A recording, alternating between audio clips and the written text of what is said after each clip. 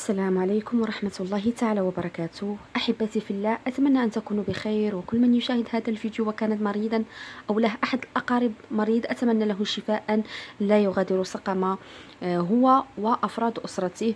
وفضلا وليس أمرا، قبل بداية الفيديو يعني ليس بالصعب أنكم تضغطوا على لايك للفيديو لتعم الفائدة وتشجيعا للمزيد من العطاء، فلن تخسروا شيئا طبعا، فضلا وليس أمرا. الضغط على زر لايك والاشتراك في القناة لمن يهمه الأمر. إذا بسم الله على بركة الله نبدأ. حساسية الصدر، هذا الفيديو خاص بالناس التي تعاني من حساسية الصدر. هي يعني فقط 3 وصفات بالأكثر تخلصكم علاج نهائي بإذن الله الواحد الأحد من حساسية الصدر. هذه الوصفات خصيصة لمن يعاني كذلك من يعني جميع مشاكل الصدر ومشاكل الجهاز التنفسي والسعال والزكام إلى غيرها، لكن أكثر شيء هي حساسية الصدر والسعال. حساسية الصدر من المعروف أنها أحد أنواع حساسية الجهاز التنفسي التي تنتشر بين الكثير وترجع إلى الكثير من الأسباب، أهمها استنشاق الغبار والأدخنة وبعض أنواع العطورات. وفي هذا الفيديو سنتعرف على هذه الثلاث الوصفات التي تحارب هذا المشكل، وكذلك بعدها سأقول لكم أسباب وأعراض هذا النوع من الحساسية. إذن دائما في نطاق العلاج بالوصفات الطبيعية والأعشاب والطب البديل. إذا نبدأ على بركة الله. بالنسبة للوصفة الأولى اللي هي وصفة الزنجبيل، يعتبر الزنجبيل علاج فعال للسعال وحساسية الصدر لاحتوائه على خواص مضادة للفيروسات. فقط يمكن أن نحضر هذه الوصفة بخلط ملعقتين صغيرتين من الزنجبيل الطازج، نقوم بتقشيره وبشره ونأخذ منه ملعقتين صغيرتين. كذلك نأخذ ملعقتين صغيرتين من اليانسون اللي هو حبة حلاوة بالمغربي، ونأخذ ملعقة صغيرة من العرق السوس. الناس تجهله كثيرا ولا تعرف خواصه وفوائده في هذه الوصفة. يساعد العرق السوس على علاج الكثير من الأمراض منها حساسية الصدر. يمكنكم كذلك أخذ فقط العرق السوس لوحده بغض النظر عن هذه الوصفة من خلال نقعه في الماء، ويتم غليه لمدة لا تقل عن نصف ساعة وتركه حتى يبرد، ثم يتم تناوله، أو تأخذونه بنفس الطريقة التي استخدمته بهذه الوصفة، يعني تستخدموه مع هذه الوصفة أو لوحده. كذلك اليانسون يعد من الأعشاب المهمة اللي كتحتوي على الزيوت الطبيعية والتي تستخدم لعلاج حالات الربو والحساسية الصدرية. إذا فقط هذه بالنسبة للوصفة الأولى. الوصفة الثانية اللي هي وصفة حبة البركة. تمتلك حبة البركة وكذلك زيت حبة البركة خصائص مضادة للالتهابات والبكتيريا، تساعد على علاج أعراض السعال العادي والحاد عن طريق توسيع الشعب الهوائية. ولعلاج السعال الجاف والحاد وحساسية الصدر نقوم بخلط نصف كوب من العسل النحل الطبيعي، وأحسن شيء يكون عسل السدر لأنه ممتاز في مثل هذه الأمراض. نقوم بخلط نصف كأس مع نصف كوب من يعني مطحون، يعني نصف كوب مطحون من حبة البركة، يكون مطحون جيدا. ثم يوضع الخليط بوعاء زجاجي ويغلق بإحكام، ويؤخذ منه ملعقة صغيرة 3 مرات يوميا، واحدة تكون على الريق والأخرى تكون قبل تناول وجبة الغداء، والأخيرة قبل النوم لمدة 10 أيام. تستخدمون هذه الوصفة مدة 10 أيام. وسبق وأن وضعت لكم هذه الوصفة في فيديو خاص تطبيقي لمن يريد يهمه الأمر يبحث في الفيديوهات السابقة. كذلك يمكن استخدام ملعقة صغيرة من زيت حبة البركة.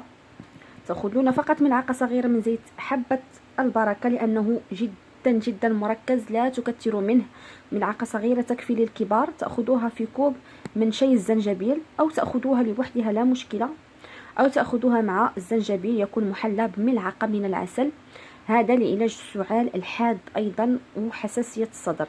تأخذوا هذه الوصفة 2 مرات يوميا بينما يقوم المريض الذي يعاني من حساسية الصدر والسعال بتدليك صدره بكمية صغيرة من زيت حبة البركة يعني وعمل فوقها جريدة أو جورنال عفوا، أو أي شيء لكي لا يشرب بعدها البرد. يجب تغطيتها جيدا، تغطية الصدر جيدا. هناك كذلك الوصفة اللي هي وصفة الثوم. ينصح المريض الذي يعاني من السعال وحساسية الصدر بتناول من 4 إلى 8 فصوص من الثوم الطازج يوميا، لأن الثوم يحتوي على مضادات الحيوية القاتلة للفيروسات والبكتيريا. ولا يفضل تناول الثوم مطبوخا، من الأحسن يكون ثوم طازج ني، لأن كون الحرارة تقلل من قيمته العلاجية، لذا يمكن تناوله بإضافته إلى السلطات أو إضافته للطعام المطبوخ قبل تقديمه حتى يبقى محتفظا بالقيمة الغذائية.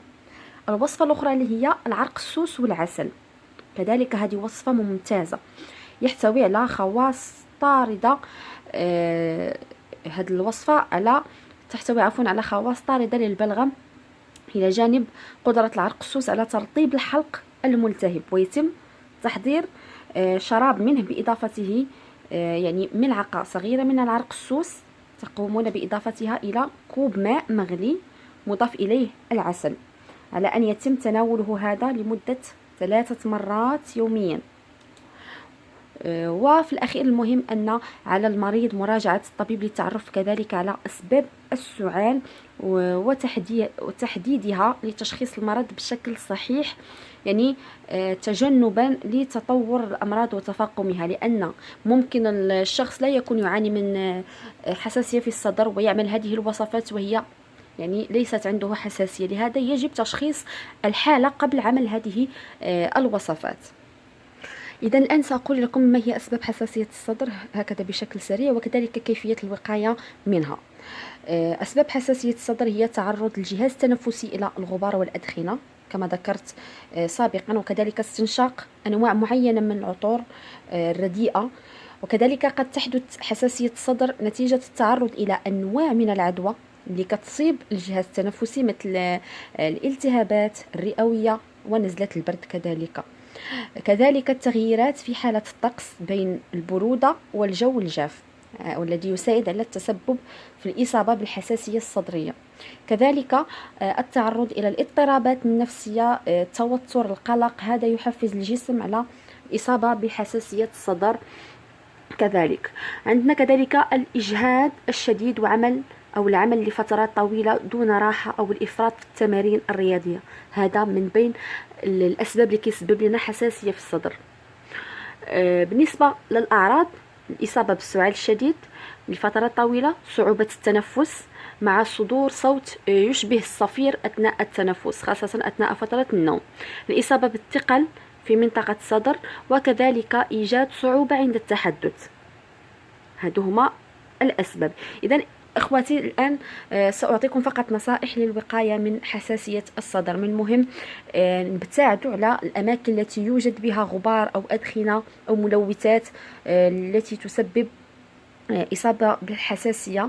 كذلك الابتعاد عن الاشخاص المدخنين قدر الامكان. كذلك الحرص على التهويه الجيده للمنزل، وتناول الغذاء الصحي ممثلا في الخضروات، الفواكه، الأطعمة التي تحتوي كذلك على البروتين. الحرص كذلك على ارتداء الملابس الثقيلة عند الخروج في الجو البارد، وتناول المشروبات الساخنة التي تساعد على التقليل من حدة حساسية الصدر والتقليل من مضاعفتها. إخوتي في الله، أتمنى أن يعجبكم هذا الفيديو وتكونوا قد استفدتم معي فيه. فقط لا تنسوا هذه النصائح، والله أني أعطيكم نصائح يعني من قلبي ومن أعماق قلبي، ودائما أحب لكم الخير إخوتي. وكذلك لا تنسوا لايك الفيديو والاشتراك في القناة لمن عجبه الفيديو واستفد معايا، ولا تنسوا تجربة الوصفات هذه.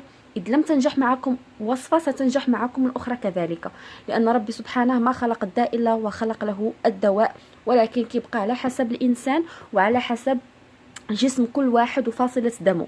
يعني ممكن ينجح معك هذا الدواء ولا ينجح مع شخص آخر، وشخص آخر كذلك نفس الشيء، ينجح معه دواء ولا ينجح معه دواء ثاني. لهذا أعطيكم يعني كم من الوصفات، وأنتم بإذن الله تجربون وأكيد ستستفيدوا من واحدة منهم. أخوتي في الله، أتمنى لكم التوفيق، وأينما كنتم الصحة والعافية يا ربي، ولا تنسوني من دعواتكم كما أدعي لكم دائما، وكما أدعي لكل شخص يعاني ويكتب في التعاليق. كل ما أقرأ تعاليق أدعي له، كذلك أدعو لي بالله عليكم.